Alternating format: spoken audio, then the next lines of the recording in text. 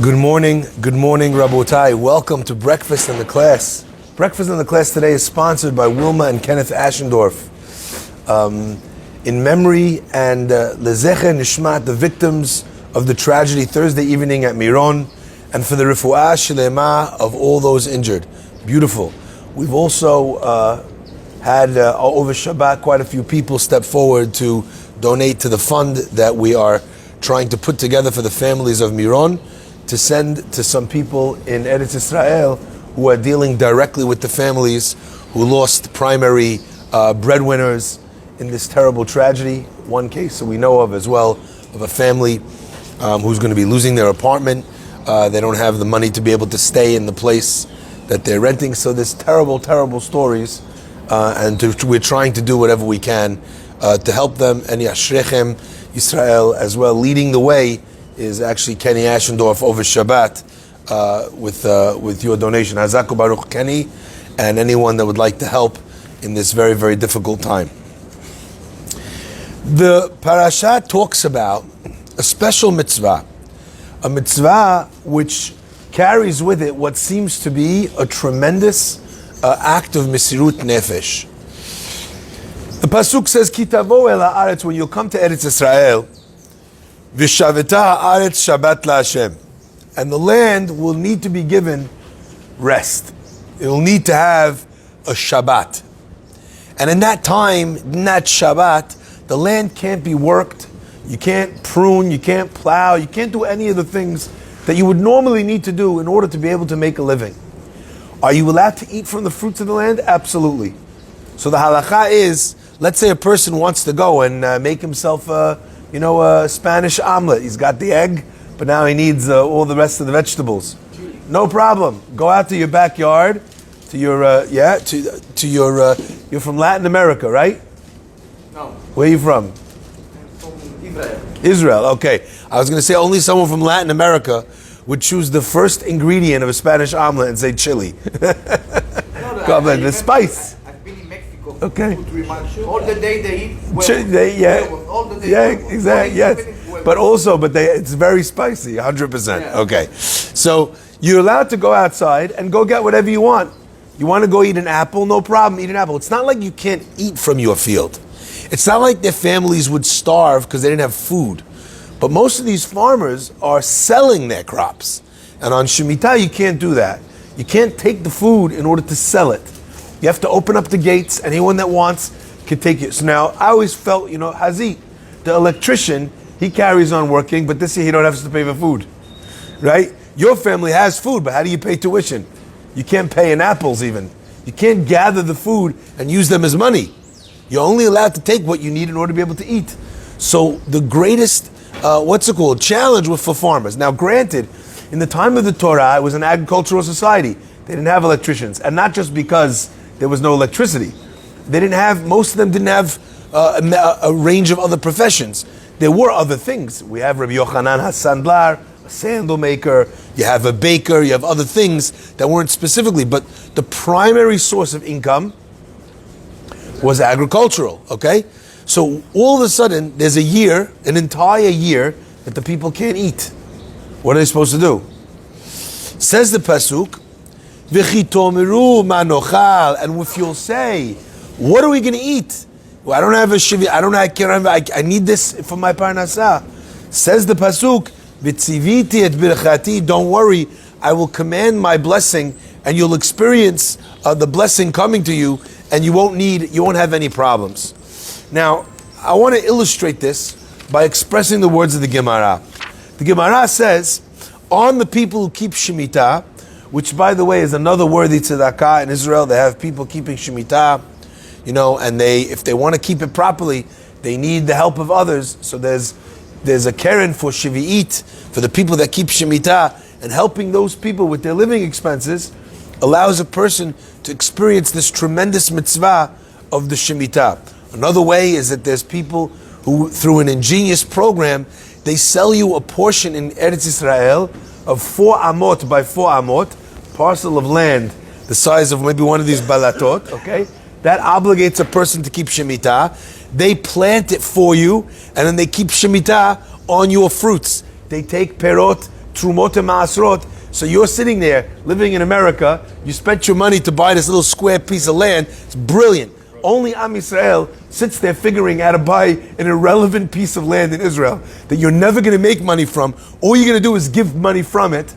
And we think, wow, that's all of us, all nodding our heads, that's a fantastic investment. Something I'm never going to get, because we are programmed, our DNA is programmed to seek out mitzvot. So listen to this pasuk. The pasuk says, who is this referring to? Midrash in Vayikra Rabbah. Says Rabbi Yitzchak, Amar Rabbi Yitzchak, B'shomrei Shvi'ita Katuv Medaber. This pasuk is referring to the people who keep Shemitah. What's the pasuk? Barechu et Adonai malachav, Gibore koach oseh devaro lishmoa b'kol devaro. Blessed, Baruch et Hashem, malachav. Blessed is to Hashem His angels. Gibore koach, those of tremendous strength. Oseh devaro, who do His will. Lishmoa b'kol devaro, to listen to the voice, to the words of His, of God's commandments. So this is what the Midrash says. Binoeg sheba'olam. The way of the world is a person does a mitzvah for one day, for 1 week, for 1 month. Shema l'shana shlema, 1 year. V'zeh ro'eh sadeu muveret, karmo muvar, u'mishalem misim v'shotek. This guy is different than most people. You have a guy, you tell him, listen, Rohi, could you make a donation to that guy? Guy reaches in his pocket, gives a donation. Okay, it was hard for 1 second. You have a guy, you tell him, listen, Rohi, someone's here from Israel collecting money. He needs a place to stay. Guy says, I have a guest bedroom. How long is he going to stay? 1 week. Okay, 1 week. I thought a couple of days. All right, you know what? Fadal. I call that the begrudging fadal. Okay? All right, fadal. Okay? 1 week you have the guy in your house. Someone says, Bar Minan, someone's ill in the hospital. They're going to be here for 1 month for treatment. You have an empty apartment in the city because you ran away during Corona. Could you leave the guy your apartment? How long? For 1 month? Okay, you know what? 1 month. You could do a mitzvah for a week, for a minute, for a week, for a month. This guy, for the whole of Shemitah, 1 year, he looks out his back window at his field, and what does he see? The trees, the gardens that he tends to, that he spends so much time, they're overgrown. The fruits are being damaged. You're not allowed to prune the trees. You can't even take care of the place. You just have to leave it. He sees his next door neighbor coming in, waving at him through the window with his basket, taking his fruit, not paying anything. That's the halakha of Shemitah. This person goes through a very difficult mitzvah for an extended period of time. You know what? It's very easy, I always say, for people to have a flash of inspiration. You know, how many people have a diet for 1 day, for 1 week? Oh yeah, I'm on this new diet. Oh, I'm going to the gym for this new thing. Okay, let's see. Call me in a year, right? Keep something for a year is a long time. Says Rabbi Yitzchak, on these people, on the people who keep Shemitah for a year with consistency, with resilience, with durability, on those people we say, blessed is Baruch Hashem, Malachav, we call them angels. That they're strong to do God's will. Oseh devaro, lishmoa bekol devaro. They listen to His word, lishmoa, they do His word to listen to His word. Now, the Alter from Slobodka asked a very interesting question. Rabbi Galinsky brings down this question, it's magnificent. Some of you may remember this pasuk. Anyone here remember that pasuk not from Tehillim? Where else do we have this pasuk? It gets quoted at least once a year, very often. Right around the time of Shavuot. This pasuk is the pasuk that the Gemara in Shabbat brings down that references the angels themselves. We know that when the Jewish people received the Torah on Har Sinai, God said, do you want the Torah? Do you not want the Torah? What did the Jews say? Naaseh v'nishma. We'll do and we will listen. Says the Gemara, in that moment the heavens shook and the heavenly voice rang out and said, Mi gila raz zu lebanai. Who taught this secret to my children? The secret shemalache hasharet mishtamshim bo. The secret that the angels use. Shoo, what angels use? The pasuk is quoted on this, on those angels, on the Jews in that moment. Oseh devaro, they do his will. First it says do, lishmoa b'kol devaro. Then it says listen. An angel doesn't decide whether or not it wants to. An angel doesn't decide whether or not it woke up on the right side of the bed. An angel doesn't decide whether or not today he wants to eat kosher. The angel only has one setting, what God says. There isn't another setting, what my wife says, what my friends say, what looks popular. The angel only has one setting. It can only do what God says. So it sits awaiting the request, the command of God, but not because it wants to decide whether or not to listen, but only in a functional way to be able to know what to do. It listens only in order to fulfill. So to the Jewish people, when they said, Na'aseh v'nishma, they rose to the level of angels. It says that the angels came down and they tied 2 crowns on the head of each Jew, one for Na'aseh, one for Nishma. In some way, think of the, never mind the concept itself, but think of the symbology of the angels putting crowns on the Jews. Effectively, they were crowning the Jews as king. They were placing them on a higher pedestal than them themselves. What is the concept of putting a crown on somebody? You're crowning the person king. You're elevating that person effectively above yourself. In the moment that the Jews chose to be like angels, they didn't match them, they surpassed them. Why?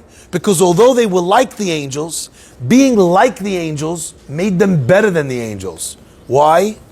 Because the angels were doing it without choosing to do so. The angels' lack of choice was not a matter of choice. The Jews chose to have a lack of choice. Fascinating. I want to share with you, Rabotai, that sometimes we in our lives also get to mimic those Jews. And really, that's what the Midrash is telling us here.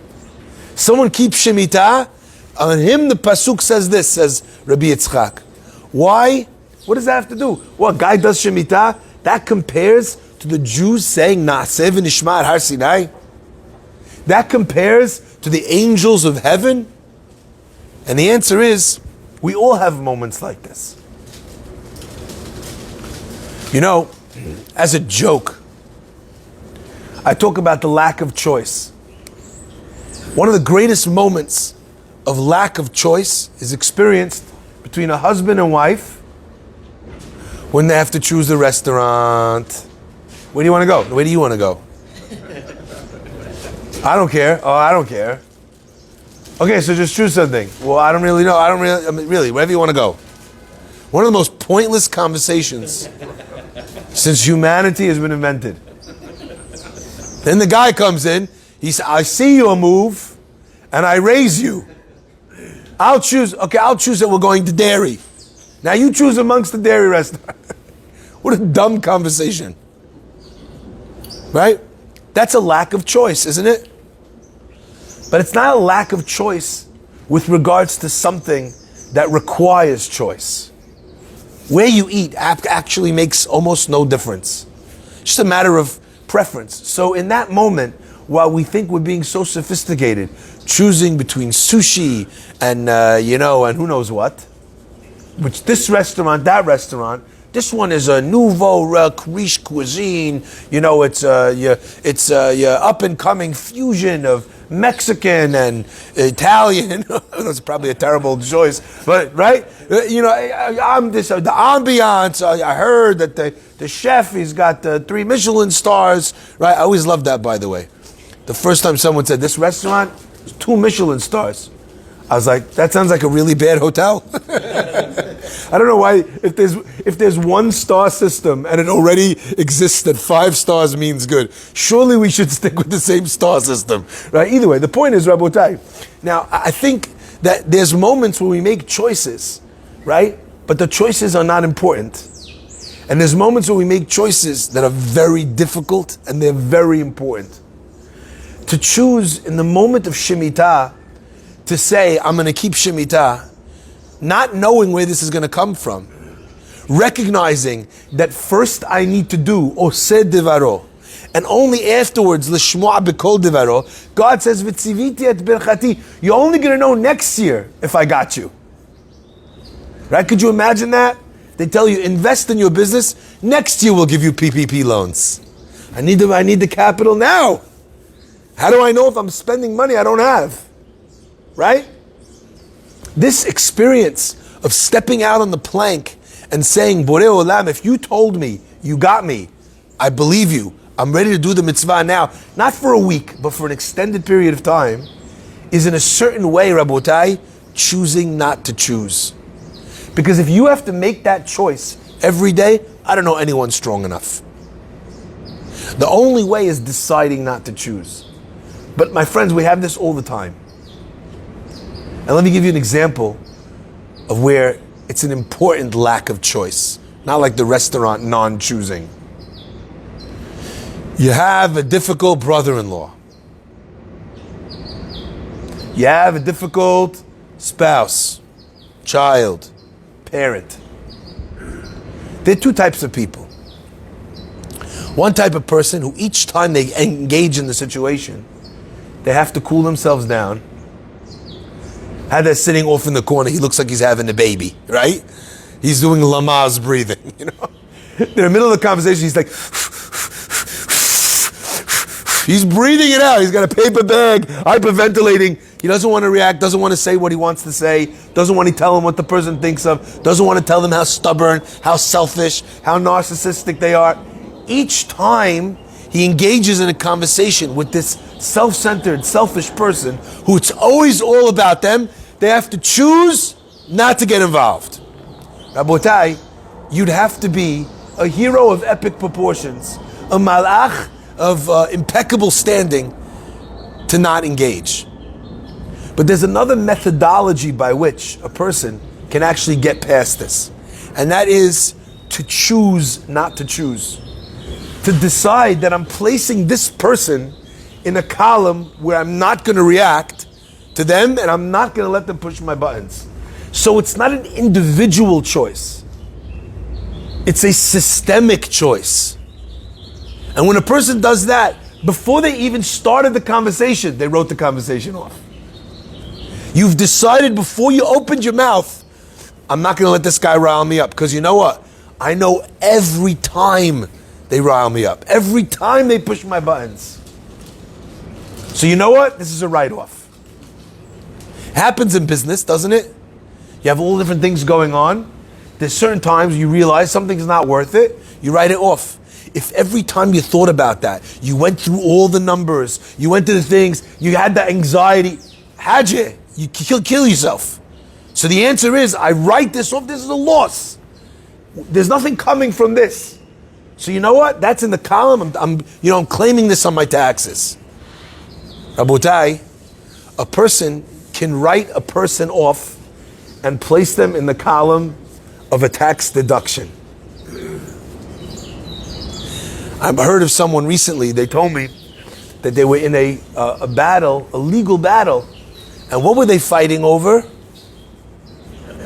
They were fighting over who owned the rights to claim a loss for tax deduction. Now, for me and you, maybe that might not be so big, but imagine you owed millions in taxes, and there's a dispute over who has this loss, which could actually offset, it's real money. To me and you, it's not real money. But if you have an accountant sitting next to you, that's actually dollars in your pocket. I mean, it is, but it's not. You could fight over a loss. Rabotai, that difficult brother-in-law of yours, sister-in-law of yours, cousin of yours, is putting money in your pocket. The level of kapara, the level of zechut, we should fight over that loss, over that write-off. Uli. But you have to make a decision. Some people, they love to complain. So if a guy comes to you who doesn't love to complain in shul and they say something, you take them very seriously. You know why? Because they don't love to complain. Guy who loves to complain, what do? Haron will tell you. You wind yourself up like one of those dolls, and you do this with your head. Haron will tell you. You're in a shul, you're working here for 25 years, you already know before the guy opens his mouth, if you're listening. Right? I really shouldn't tell the secrets, right? I shouldn't tell them. Okay, I'm sorry. If we could just edit that last bit of tape out, the jury could just strike that from the record. Okay?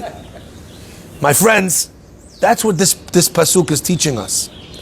That there's a chance that a person has to be able to engage in that way. Now, I want to share with you a powerful element that illustrates this story, okay?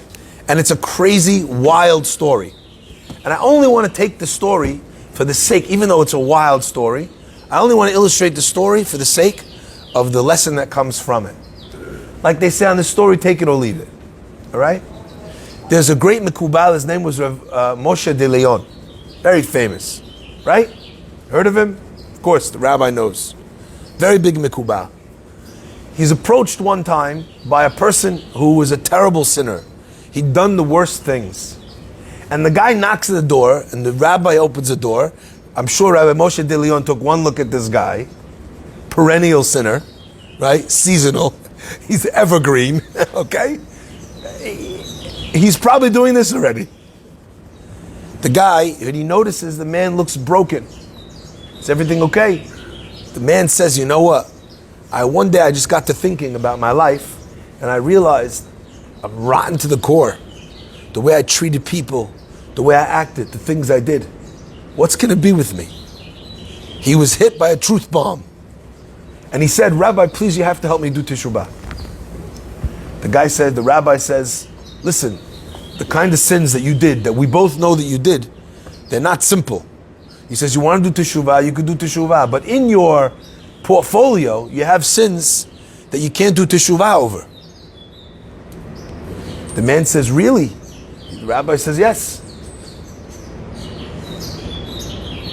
He says, what should I do? He says, listen, in the Gemara says, we mentioned this yesterday, there's some sins you do teshuvah, some sins that you need teshuvah and Yom Kippur, some sins you need teshuvah, Yom Kippur and suffering, Yisurin, and some sins only get forgiven by death. He says, so if you accept on yourself that you're willing to die, the death that your sins require you to die, then you'll have teshuvah. This man, who was an incorrigible sinner, the worst of the worst, he says, okay. He says, which death do I need to accept on myself? The rabbi says, listen, the most serious of the sins require, the halakha says, is the worst is serefah. The guy thinks about it, he says, okay, I'm in. Could you imagine this? You call a guy, you ask him to come for minyan, all right. The guy's like, I'm in. Who says I'm in for serefah? Right? The guy says, listen, he goes, I know what I need to, I know what I've done, I know what I need to fix. He says, I'm willing. I can't live with myself the way I am anymore. I'm willing. If it takes serefah for teshuvah, I'm in. The rabbi says, listen, serefah doesn't just mean we light you on fire, as if that's not bad enough. He goes, they used to heat up lead until it was molten, and then the death penalty would happen, they would pour it through the person, instantly the person would die, as the lead would to go through. Terrible, horrible, right? The man says, okay, I'm in. I'm going to get my affairs in order. Goes home, does what he needs to do. I mean, I don't know what a guy like that needs to do, but he comes back. He's like, okay, it's done. I'm ready. The rabbi says, okay, lie down. Lie down. He sits there, he puts on the fire, he's got a little pot there, heats up the lead. It's boiling. I don't know where he gets lead from. I don't know how any of this works, but this is not something we do here in the Safra synagogue, right? It's not a service. We have minyan at 7, molten lead at 9. So the guy, right, he lies him down, he heats up the lead, the guy sits down, he says, are you ready? The guy says, okay, so he says, do teshuvah. The guy does the vidu, he's crying, he's praying, you could see the light is already shining, is a Baal teshuvah in his final moments on earth. They blindfold him, he says, are you ready? B'Shema Yisrael, Baruch Shem, Amunai Elokim. He's doing all the pesukim. It's Yom Kippur, it's Rosh Hashanah, it's Silicho all rolled up in the one. He puts the blindfold on the man. The guy is lying there like this. He says, open your mouth, right? He can smell the burning lead. He opens up his mouth, and the rabbi pours into his throat. Do you know the bisamim that they give out everybody in the, the rose water? What do they call it? They use it. No, but there's the name. What? Mawar. They use it for the al-masir, right? What is it called? Give me. Yeah, but the Arabic. There's the mawar. Is that what it's called? I don't know. Okay, whatever. Varda. Yeah. Okay. He pours into his mouth this thing which is made out of boiling roses and water. He pours rose water in his mouth. The guy rips off his mask. He says, "Rabbi, you making fun of me? I told you I'm ready to go. You're pouring the rose water. I didn't, and not only that, now I have to go do teshuvah because I didn't say borei minei b'samim." He didn't say that. That's just my addition. I just want to stick to the script. Okay, fine. Anyway, so he says, "What are you doing? I'm ready. The thing." The rabbi said to him, he goes, "There's no such thing. We're not a beit din. We don't kill you." He says, "But stand up from your seat. You accepted on yourself the highest form. You were ready to give everything for it. You did teshuvah from a place of thinking that this was your end. Stand up now. Ki kvar ratzai Elohim et ma'asecha. God already He accepted your teshuvah. You're clean. Now go, study Torah, do mitzvot, give tzedakah, be the person you could be." Beautiful. The man stood by the rabbi's side for the rest of his life. And when the rabbi passed away, Rav Moshe de Leon, his closest student was this Rasha who became overnight a Sadiq with rose water. When Rav Moshe de Leon passed away, the student was so heartbroken that he prayed all day and all night that he would join his rabbi in Gan Eden, because his rabbi had promised him that if he did teshuvah, he would see him in Gan Eden. He prayed all day, he prayed all night. The next day, the man he passed away. There was a few of the rabbis in the Chabura who were visited by this man in the dream, and he showed them that he's sitting together with Rav Moshe de Leon in Gan Eden, and they were studying together. Exactly as it was on earth, so it was in Shamayim. Why do I bring you this story? Sometimes the story's lesson is to be able to mimic what happens in the story. But we're not planning on doing any of that anytime soon. We're not baptizing anybody with rose water either. The point of the story, Rabbi Galinsky says, is magnificent.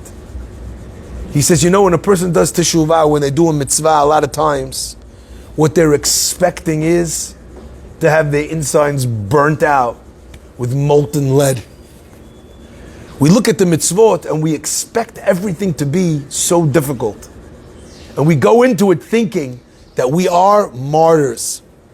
There's this mistake in Jewish theology today that what God wants from us is what I call holy misery. He wants us to be miserable, and that misery is holy. Eat the worst food. This is kosher. How do you know if it's kosher? Well, what does it taste like? Right?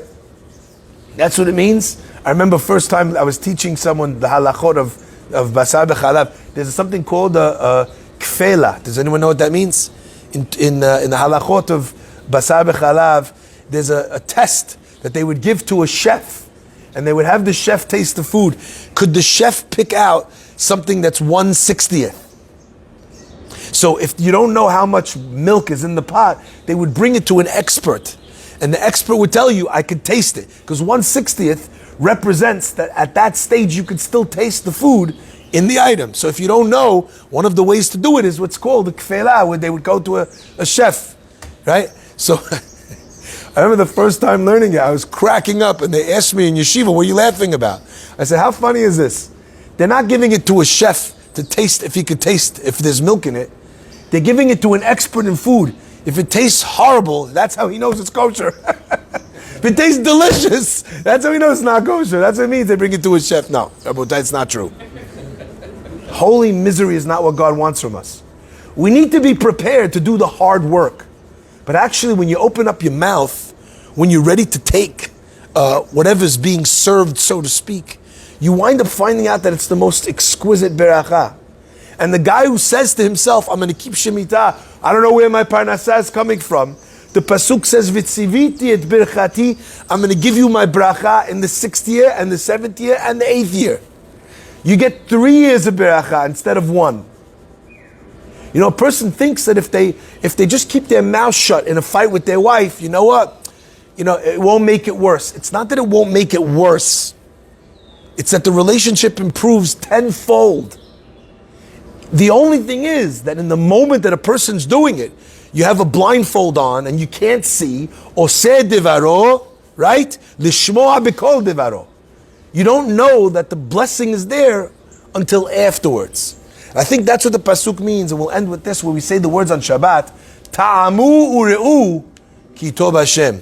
Sometimes the goodness of God, you can't see that it looks delicious before you taste it.